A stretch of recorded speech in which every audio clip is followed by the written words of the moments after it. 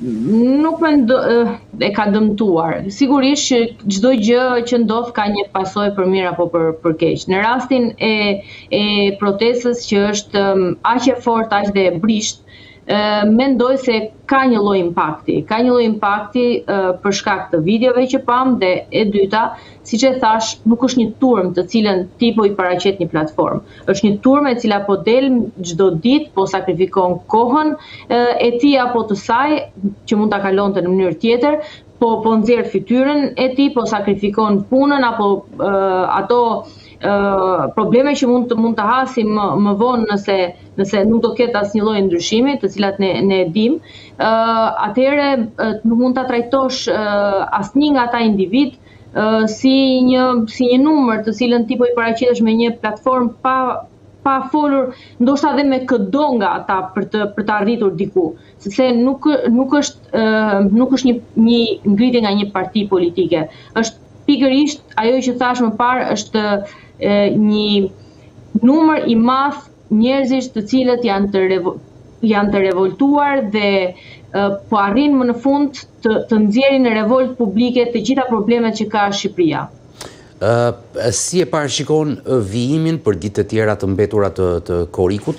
Edhe një javë kemi, por edhe muaj ngushtë është muaj me temperatura edhe më të larta, siç pritet, njerëzit do ikin edhe me pushime. Mendon që do të jetë e përditshme?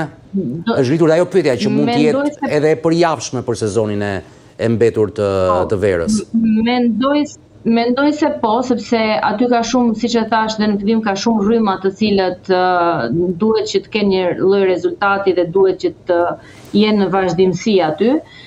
Besoj që një popull i thjesht sigurisht që do jetë i rralluar, sepse është koha e pushimeve, i nxehti është shumë i madh, por kjo nuk i bën ata tradhtar dhe kjo nuk i bën që po lën protestën.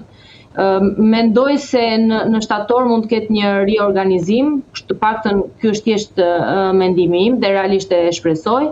Uroj gjithashtu edhe që shqiptarët, ashtu siç u mblodhen në fillimet e kësaj proteste në mënyrë shumë të pastër dhe shumë të bukur, të vazhdojnë ta bëjnë këtë gjë dhe kur pikasin eksponentë të cilët janë të politizuar ose të financuar, mos bëjmë pjesë e tyre dhe t'i evitojmë.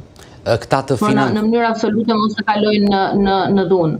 Këta të financuarit të partive politike i ke parë të shtuar nga nisja e protestës deri në ditën e 53 që ishte dje për shembull? Po, dhe tregohet edhe drejtimi i protestës, mënyra se si po zhvillohet protesta, pra është e lexueshme. Mënyra si po zhvillohet protesta është ndryshe nga si filloi protesta. Nga një protestë me mesazhe shumë të bukura dhe njerëz shumë paqësor, me njerëz të cilët e respektonin, banin një lloj distance nga njëri tjetri, ndihmonin njëri tjetrin, të sjellshëm, janë kthyer në persona të cilët po krijojnë dhunë. E ka dëmtuar protestën kjo dhunë, këto rastet, të paktën të episodet tek parlamenti, që kanë qenë këto të kësaj jave e hëna dhe e njëjtja, nuk e di si do të jetë për të njëjtën e ardhshme kur ka dhe një seancë plus parlamenti. Besoj se po, sepse kjo identifikon protesti e politizuar. Duket si kopje e një prej protestave të Partisë Demokratike. Ndërkohë që e din shumë mirë që edhe po të hedhin vezë, domate, çfarëdo që të hedhin, vazhdojnë dhe kuvendi po zbaton atë që kishte në plan dhe rendite, pra nuk dha një impakt, kështu që kjo ishte e panevojshme, mund të jepeshin mesazhe akoma më të bukura, të cilat ndërkombëtarëve mund bënte shumë më jehon ndërkombëtarisht se sa të arrinin këtu, duke marrë parasysh dhe faktin që pikërisht nga që ishte një protestë paqësore u bë aq ndërkombëtare. Dhe për fund, nesër ka një zhvillim tjetër në Tiranë, është brenda mazhorancës. Edi Rama ka një mbledhje të zgjeruar me grupin parlamentar, me qeverinë. Gjatë gjithë këtyre ditëve janë ngritur pikpyetjet, a do surprizoj Rama nesër me ndryshime të kabinetit qeveritar. Protestën, një ndryshim qeverie pa u larguar Rama, e kënaq? Jo. Ne dim shumë mirë të paktën ata të cilët arrin që ta lexojnë figurën, atë pikturën në sakt të cilën ka pikturuar Rama, është Rama në krye dhe persona të cilët nuk identifikohen me emër, po pjesë e kabinetit Rama, të cilët nuk kanë emër, nuk lënë emër dhe nuk njihen me emër.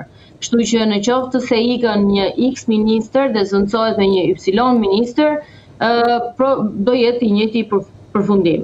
Unë e pres realisht dhe mendoj se do ketë ndryshime të cilat Rama i bën sa herë që ka revolta jo të këtij niveli, por shumë të vogla se sa këto, i bën ndryshime sepse përgjegjshmërinë e çon tek një person, edhe pse e tregon në çdo fjali që thotë, në çdo media që del, në çdo gjë që përmbledh, që çdo gjë e bën ai, varet nga ai, e vendos ai, por kur vjen puna te përgjegjshmëria, atëherë merr dikush tjetër që ai nuk e dinte dhe e priten ndryshime.